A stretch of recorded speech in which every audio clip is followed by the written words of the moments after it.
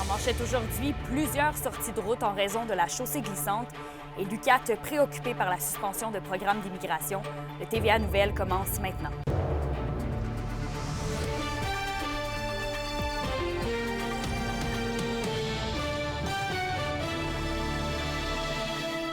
Bon vendredi, bienvenue au TVA Midi. Eh bien, la neige qui est tombée dans la nuit dernière a causé des maux de tête aux automobilistes de la région. La Sûreté du Québec signale plusieurs sorties de route, notamment à Rouyn-Noranda, Val-d'Or et Tressesson.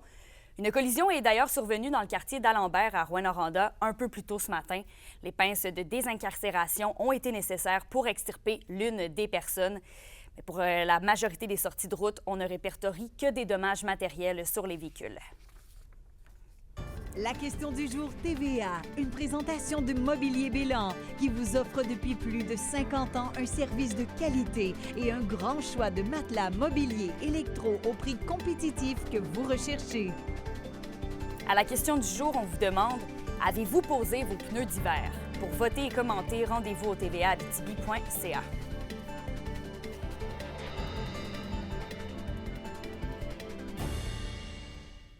En politique maintenant, après le gouvernement canadien, c'est maintenant au tour du gouvernement Legault de suspendre 2 importants programmes d'immigration permanente. Et encore une fois, dans l'optique de freiner une hausse du nombre de nouveaux arrivants dès l'an prochain. Et Alexandre, ce seraient les étudiants étrangers qui seraient le plus affectés par l'annonce. Oui, tout à fait. Le moratoire ou le gel touche 2 programmes qui représentent plus de la moitié de toute l'immigration permanente au Québec. Avec ce moratoire de 8 mois, Québec entend présenter un scénario de baisse du seuil d'immigration pour les années à venir. Et concrètement, là, c'est un ralentissement. On met un frein temporairement à la voie rapide pour devenir résident permanent. C'est une mesure qui va toucher les étudiants du cégep, de l'université, même ceux à la maîtrise et au doctorat. On leur enlève carrément l'option rapide afin de venir étudier au Québec pour les 8 prochains mois. Et selon le recteur de l'UQAT, on paye pour les établissements délinquants. Je vous dirais incompréhension, inquiétude, surtout là, dans nos organisations, là, à la fois celle de l'Université du Québec en Abitibi-Témiscamingue, mais partout dans le réseau universitaire. On est en train de tuer une mouche avec un bazooka actuellement et qu'on est pris dans un tir croisé entre le gouvernement fédéral et le gouvernement provincial dans leur chicane constitutionnelle par rapport à l'immigration. En fait, nous, on trouve que le ministre se donne beaucoup de pouvoir. Et c'est dangereux. C'est vraiment dangereux. Ça vient une atteinte à la liberté des universités. Alors qu'Emilia, je vous reviens ce soir avec un reportage complet, notamment avec les propos de la mosaïque interculturelle qui est elle aussi très inquiète des récentes annonces du gouvernement Legault. Merci Alexandre. Au plaisir. Autre sujet, le rapport de la coroner Geneviève Thériault sur le décès par noyade d'un homme d'Amos sorti en kayak au lac Brouillan au mois de mai dernier vient d'être déposé. En conclusion de son rapport, elle dresse 2 recommandations. La première, à Transport Canada, de rendre obligatoire la veste de flottaison individuelle lors de la pratique du kayak. Et la deuxième, à la Société de sauvetage du Québec, d'intensifier la sensibilisation sur le port du VFI auprès de ceux qui utilisent le kayak. Complètement ailleurs maintenant, la 45e édition du Gala de l'entreprise de la Chambre de commerce de Val-d'Or sera sous le thème « Unis vers l'excellence ». 15 catégories composent l'événement auquel les entreprises sont invitées à soumettre leur candidature. La soirée où les lauréats seront dévoilés aura lieu, quant à elle, le 12 avril à l'hôtel Forestel. Et lors du dévoilement du thème du gala, la Chambre de commerce a aussi tenu à sensibiliser les commerçants à l'importance d'encourager les médias locaux.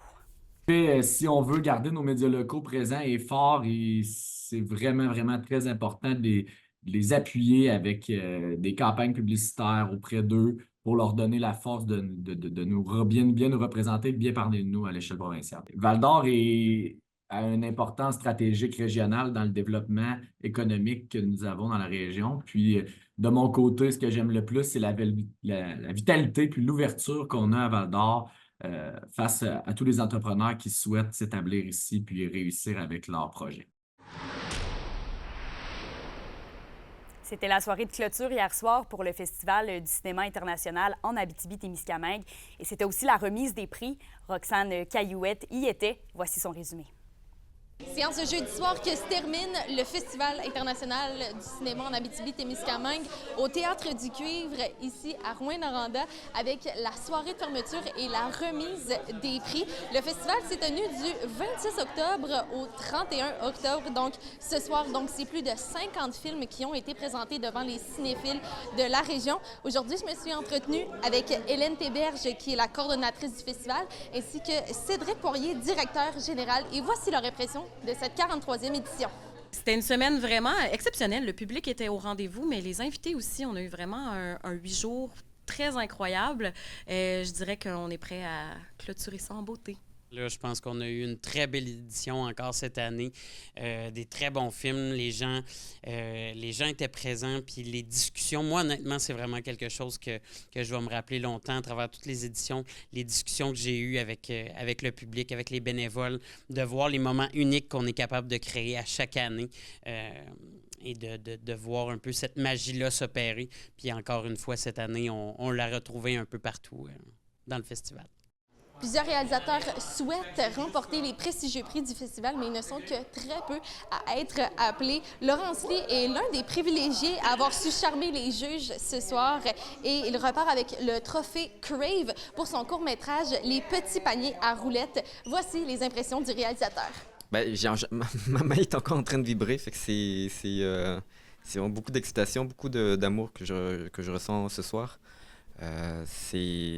Puis c'est aussi, quand on fait un film, c'est parce qu'on veut aussi que les gens puissent l'aimer, puissent le comprendre et tout. Et aujourd'hui, c'est comme une sorte de validation de tout ça. Voilà, c'est beaucoup d'excitation. Même rien gagné, comme artiste, tu te dis toujours qu'il faut juste continuer quand même à faire des films et à s'exprimer, à dire des choses qu'on a à dire. Mais c'est sûr que ça donne... je dirais que ça fait taire certains doutes parfois qu'on a quand on fait de la création. Donc c'est une très belle chose, oui. Le prix TVA Abitibi est décerné par le public pour le film d'animation qui a plu le plus au public. Et cette année, c'est Peut-être des éléphants qui a remporté le prix. Et félicitations à tous les lauréats. C'est jour de match pour nos deux équipes de la LHJMQ de la région. Les Huskies et les Foreurs passent le week-end dans les Maritimes.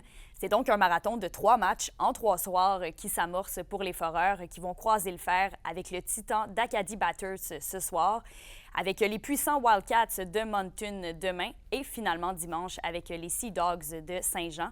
De leur côté, les Huskies poursuivent leur route, eux qui ont déjà récolté 1 point mercredi contre les Eagles du Cap-Breton. Ils affrontent ce soir les Mooseheads à Halifax. La Meurthe termine finalement son voyage samedi à Saint-Jean contre les Sea Dogs. Et toujours au hockey, les Forestiers d'Amos connaissent un bon premier tiers de saison jusqu'à maintenant. Eux qui luttent pour le titre de leur division.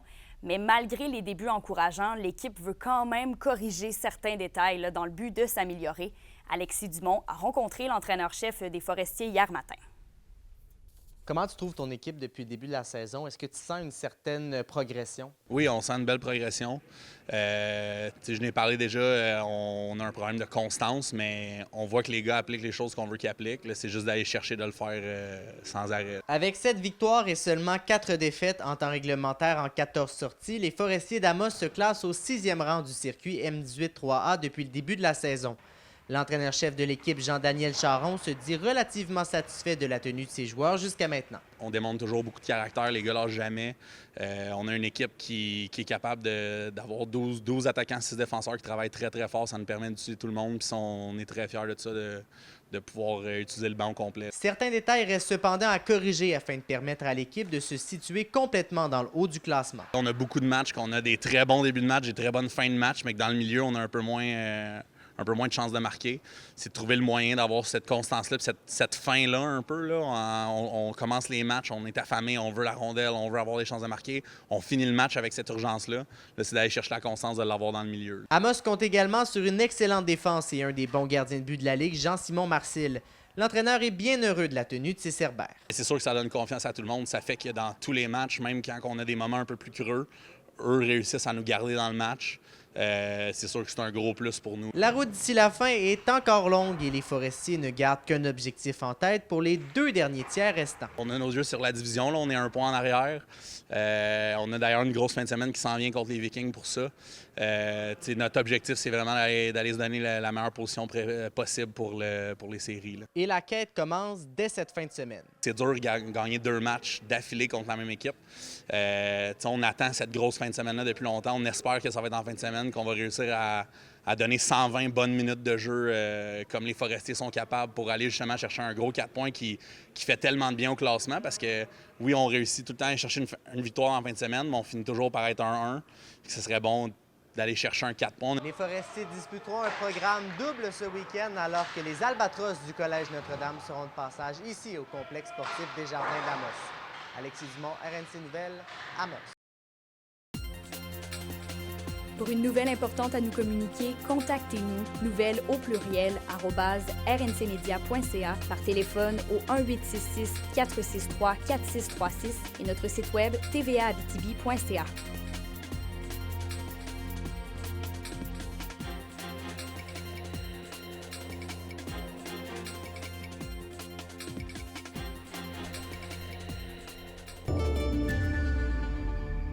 À la météo, eh bien là, on sort les bottes, mais surtout le balai à neige. Pour aujourd'hui, sur tout le territoire, ce sera nuageux, avec 40 % de probabilité d'averse de neige tôt cet après-midi, maximum de +1, tant en Abitibi-Côte-Témiscamingue. Et pour ce soir et cette nuit, au nord comme au sud, ce sera généralement nuageux, avec un minimum de -9 degrés. En terminant, vous l'avez peut-être remarqué si vous habitez à Rouyn-Noranda, mais de nombreux coyotes ont été aperçus dans des quartiers résidentiels. Notre journaliste Anthony Dallaire se penche sur le dossier et nous revient avec plus de détails ce soir au bulletin de 18h. D'ici là, passez une belle journée.